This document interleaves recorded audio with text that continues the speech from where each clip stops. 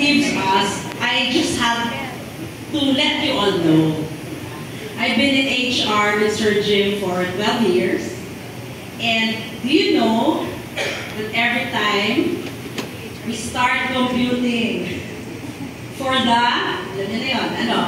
Okay, for the bonus, Sir Jim will always ask, yung sa tao meron na. I just wanted you all to know that even before he goes, or I mean he thinks of what's for, let's say, the executives or for the other people, ang palagi na yung sinasabi, unahin muna natin yung sa. So, Sir Jim, thank you for that. I mean, it's been a pleasure working for you. It's also been an honor to work for you. You've always been inspiring me, you know, to not only look at the business side of things, but also to look at, of course, the people. And for that, I thank you for your guidance. Sa kalas na lang, alam niyo ba mag-birthday celebration, si Sir Jim ang pinaka nag-e-enjoy. Kasi maritas talaga. Sir Jim, thank you so much, Ms. Jane. Thank you, Ms. Jane. So, may we also call on Sir Ochi to share his heartfelt message for Sir Jane.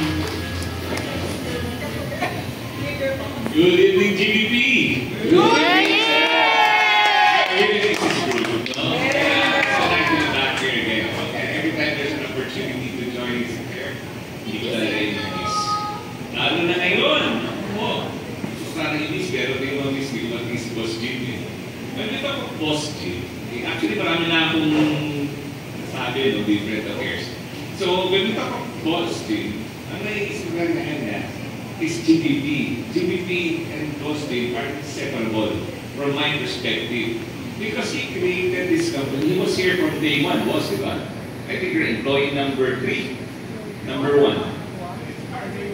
Marga number 1. Number 2. Malu. Oo. So when we speak of GDP, he built this company from ground up. So everything that we are enjoying here is because of him. Pasama ka naman yung mga salamat ka na tayo.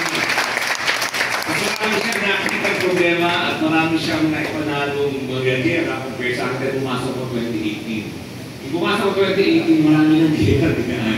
Sobrang dami mga katataon sabi ko, I think okay, solve lang ito, sarap na yung buhay, nagaan nga. Hindi. Every year there's always something.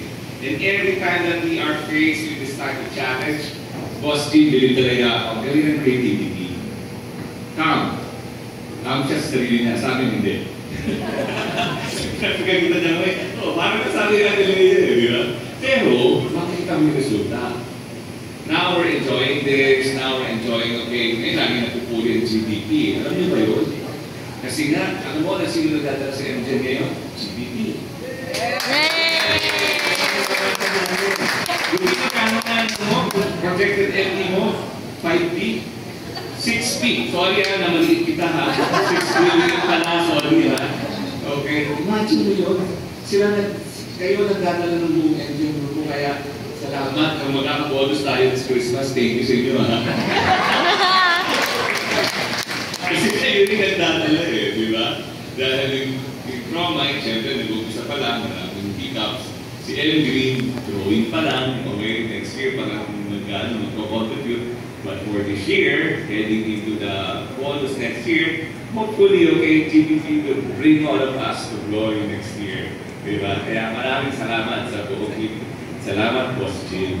Alright? So, yun lang, ano? Gusto mo magpasalamat sa inyo. Gusto mo magpasalamat kay Boss Jim dahil kung wala si Boss Jim, there's no GBP to speak of. We won't experience again the bliss. We won't experience the blessing. We won't experience what we have right now. And thank you very much, Boss Jim. Thank you for watching. Yes, that's correct. So,